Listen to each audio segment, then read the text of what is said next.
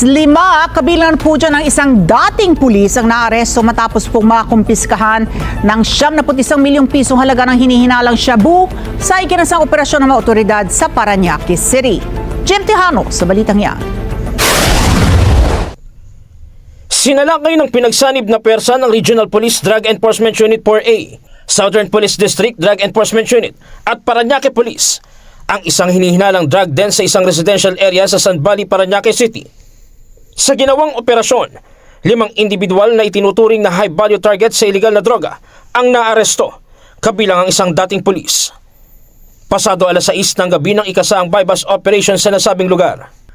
Nasamsam sa apat ang mahigit 13 kilo ng inihinalang shabu na nakasilid sa mga puting container na may tansyang halaga na higit 71 milyong piso. Ayon sa caretaker ng bahay, ginagamit ang lugar bilang imbakan ng iligal na droga na nanggagaling pa umano sa probinsya ng Mindoro. Dito rin inirerepak ang mga nasabat na kontrabando bago ikalat sa iba't ibang bahagi ng Metro Manila. Tumangging pangalanan ng naarestong caretaker ang kanyang amo, ngunit sinabi nitong taga-Tagaytay, Cavite ang kanyang boss. Diba? Galing Mindoro yan, sir. Galing Mindoro. Ipinagsak.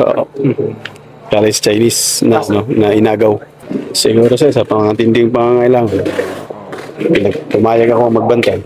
Dagdag pa niya, isinisilid umano sa mga karton ng iligal na droga upang magmukhang karaniwang parcel bago ipadala sa mga buyers sa pamamagitan ng mga delivery rider.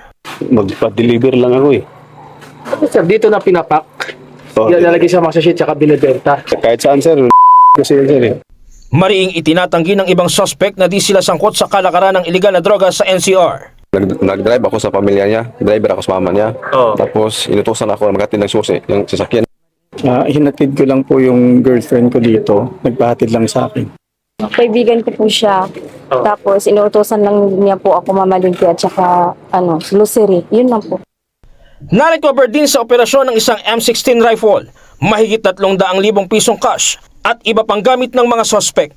Nasa kustodiya na ng Southern Police District ang mga suspect. Kasong paglabag sa Section 16 at Section 26 ng Comprehensive Dangerous Drugs Act of 2002 ang kinakaharap ng 4, habang karagdagang kaso naman sa ilalim ng RA 10591 o ang Comprehensive Firearms and Ammunition Regulation Act ang isinampa laban sa dating pulis.